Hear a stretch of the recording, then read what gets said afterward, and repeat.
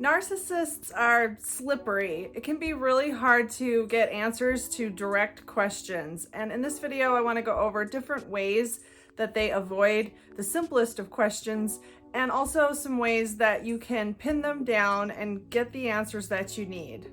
Welcome to Looking Behind the Mirror, where we explore narcissism and take our lives back as we make sense out of nonsense. As a quick disclaimer, everything I say is based on my opinions and my personal experiences. I'm not a professional, and if you're really struggling, I encourage you to seek professional help. I am providing links below for you. Living with a narcissist or having a close relationship with a narcissist can always kind of leave you with a feeling of mystery.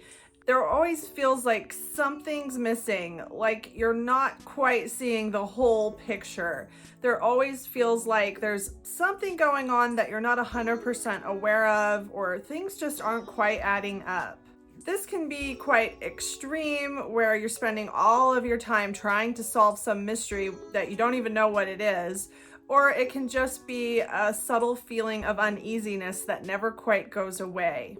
But however it is that you feel this feeling, one thing you can count on with a narcissist is you're never going to get straight answers. You might not even know what the questions are that you need to ask, but even if you do, the narcissist has no clarifying information for you. It's like they don't know how to answer simple, direct questions. It's almost like they don't understand you. And when they do answer your questions, more times than not, it only leads to more confusion. So I'm going to go over some specific ways that narcissists avoid questions, some specific manipulation tactics, some misdirection techniques that they use, some things that you can look out for when you're trying to ask seemingly simple questions from somebody that is really confusing you. One really common tactic that a narcissist or an otherwise highly manipulative person can use is to deny the premise of your question. You're asking them a question about why something is the way it is, or why they did something that they did. You're asking a question about why something has happened or what has happened, and they kind of back it up and deny the premise of your question. For example, you might ask, why didn't you go to work today? And they will simply say, I did go to work today. You're asking them why they didn't go, and they're backing you up and denying the premise of your question, saying that they did. So now you're going to get caught up in an argument about whether or not they went to work, which completely gets them off the hook for answering the question of why. This could also be something like, why didn't you pay the car payment? I did. Now they're no longer facing the question of why they didn't pay the car payment. Instead, you're just going to get caught in a 3-hour argument over whether or not they did pay the car payment. Another insidious version of the same technique could be, why are you yelling at me? Or why are you getting so angry? To which they can answer, I'm not angry, or I'm not yelling. And again, you'll get caught up in this argument about the premise of the question rather than demanding an answer to your original question. So they never really have to answer the question that you meant to ask. Another technique they can use to divert the attention of the question is to make the question about you. Maybe you're asking them why they've called the same phone number 25 times in the last 2 days, a phone number you don't recognize, and they'll make it about you. Instead of answering the question, they'll say something like, I knew you didn't trust me, or, oh, so you're spying on me now? And now, instead of getting an answer to the question of whose phone number is this, now you're going to spend the next 2 or 3 hours arguing about your character and why you don't trust them or why you're spying on them. Another way they can make it about you is to bring up some other example that seems like it's the same kind of situation, but isn't really. Maybe they'll say something like, I didn't ask you any questions when you had to stay late after work that one day. Again, now it's about you. It's about something you did. Maybe they're going to try to make that situation as suspicious as the situation that you've uncovered, so that again, you're arguing about something completely different from what the actual focus should be. Another technique they can use to avoid questions is to change the question. So to answer a question that's similar, but not the question you asked. Maybe you ask them a question like, what are all these credit card charges for? And they come right back at you with like, hey, all those charges, I found out I get a bunch of rewards for that. Like, they're trying to change the subject. This can be pretty transparent and obvious, but in some ways that they do this, it can actually really divert your attention, distract you, and make you forget what the actual question was. They're answering a question that you didn't ask, and they're hoping that you forget what the actual question was. An easier, simpler technique that a lot of narcissists will use is simply just anger and intimidation, just demanding that you back off, calling you nosy, telling you that things are none of your business, getting angry at you for asking questions, making you feel uncomfortable and afraid to ask questions, in a sense, putting you in your place. Remember that narcissists feel entitled to do whatever it is that they want. They don't feel like you have any right to question them, to try to tell them what to do, even if what you're telling them to do are things that they promised to do, or things that are just part of being a decent human being. They don't feel like you should have any right whatsoever to question anything they've done, no matter how awful it is. This makes them feel like you're trying to control them when you're simply trying to hold them accountable for their actions, or you're simply just trying to figure out what's going on in your life. They look at it as you're trying to control them. So they don't feel bad misleading you or lying to you or just stringing you along and keeping you confused, because they don't feel any obligation to be straightforward with you or to communicate with you. So a lot of them will feel angry when you try to ask them questions about what they've been up to or what they're doing or what's going on. They will feel kind of infuriated that you would dare think that that's any of your business. And unfortunately for a lot of us, this is enough to shut us down. If we're with a narcissist that scares us enough, if we're in an abusive relationship, we might very well get to the point where we're too afraid to ask for clarity on certain things, where it's much easier and safer to just keep our mouths shut and stay confused. Another technique that narcissists can use to avoid questions is to appeal to your empathy. Maybe they've done something dishonest, they've misled you, or they've been completely irresponsible with something that you counted on them for. And when you try to ask for clarity or you try to ask for an explanation of their behavior, they go into some kind of victim mode. Like, how could you ask me a question like that after everything I've done for you? Or something like, I'm sorry, I didn't know you expected me to be perfect like you. Narcissists can easily feel persecuted by your questions, even if your questions are perfectly reasonable. They can feel like they're the victim. Even if they've lied and cheated and done all kinds of things behind your back and kept you confused, the fact that you would call them out and try to hold them accountable makes them feel like they're the ones that are being victimized. They're the ones that are being mistreated, and they can certainly pull this card and try to make you feel responsible for that, try to make you feel like you're the one that's done something wrong. Another technique they can use is just to lie. I mean, this is pretty easy, pretty simple. You ask them a question and they just lie about it. What are all these credit card charges for? Oh, I've been taking my coworkers out to lunch lately, or whatever, I don't know. They just make something up. And now it's up to you to play detective and try to prove whatever story they made up wrong. And, you know, that's a lot of fun in a relationship. Another technique they can use is just simply to not answer your question. And I did a whole video on this topic, actually, and I'll post a link somewhere up here about why narcissists don't answer questions.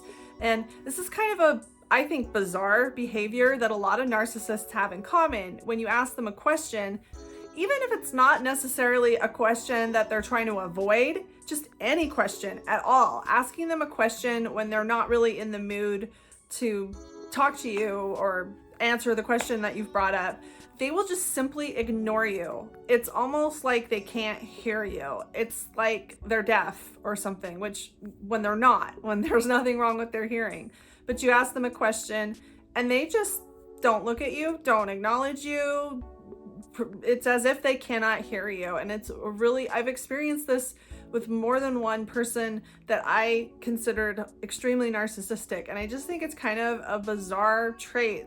And I go into more detail in the video I made about this topic, but I really think that they feel so entitled to be able to do whatever they want, whenever they want, that they feel perfectly within their rights to completely ignore you when you ask them a question, if they feel like ignoring you.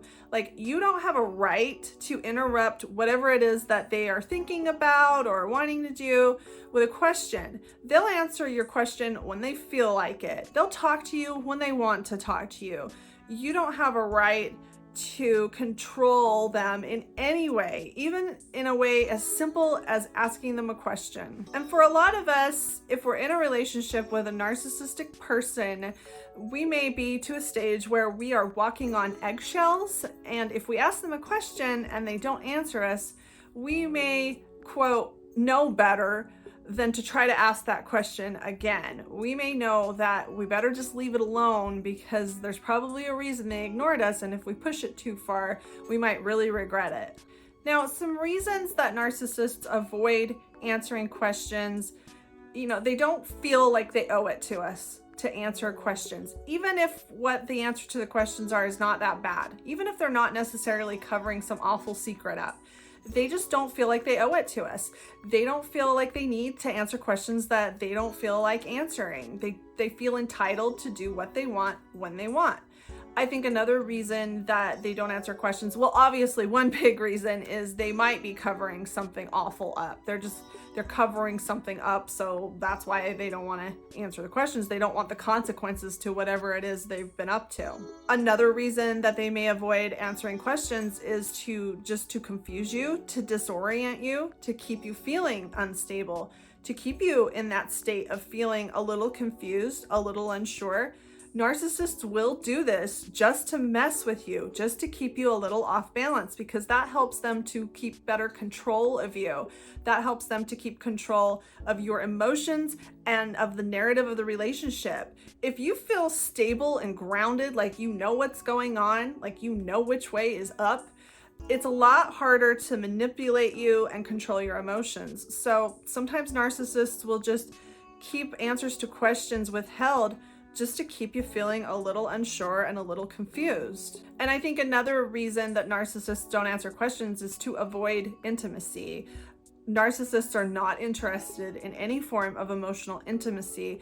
And I think if we ask questions that maybe get a little too deep into their emotions or their motives, they don't feel quite comfortable answering these questions because they don't really want us to understand them in any important way. They don't want to understand themselves. So when we are trying to figure out how they feel about something, or maybe why they've done something that has anything to do with their inner thoughts or their inner emotions, they are going to be very unlikely to answer those questions or to answer them honestly because they want to avoid intimacy. So what can you do if you're caught in a relationship like this where you're constantly confused, constantly trying to figure out what's going on? If you are asking a question of a narcissist and you're finding yourself being spun in circles, and they're really good at throwing the conversation off into any other direction, one technique that is, to me, it's the number one technique to use, and it's something that's really important to remember, and it's very simply to just repeat your original question, to remember what your original question is and just keep asking that question. No matter what they say, no matter how they try to steer the conversation, just keep asking that one question, no matter how many times you have to ask it. Like in my example earlier, what are all these credit card charges for? Oh, I get great rewards for those. Okay, so what are the credit card charges for? Well, why are you asking me that? Don't you trust me? What are these credit card charges for? I knew you didn't trust me. I knew you were just like everybody else, asking me all these questions and trying to figure out what I'm doing all the time. Yeah, okay. What are these credit card charges for? Like that. I mean, you could go on for an hour and they probably will never tell you what the credit card charge is for, but it's worth a try. I don't think that there's any other form of conversation that would be any more productive than to simply keep repeating the same question over and over, and to remember what the question is, and to not let anything they say throw you off base and get you caught down a rabbit hole where you completely forget what your question was in the first place. But more important than this, I think it's important to understand that if you catch yourself in this kind of situation, It really doesn't matter what the answers to these questions are. Being in a relationship in which you feel unstable and disoriented and confused all the time is not healthy.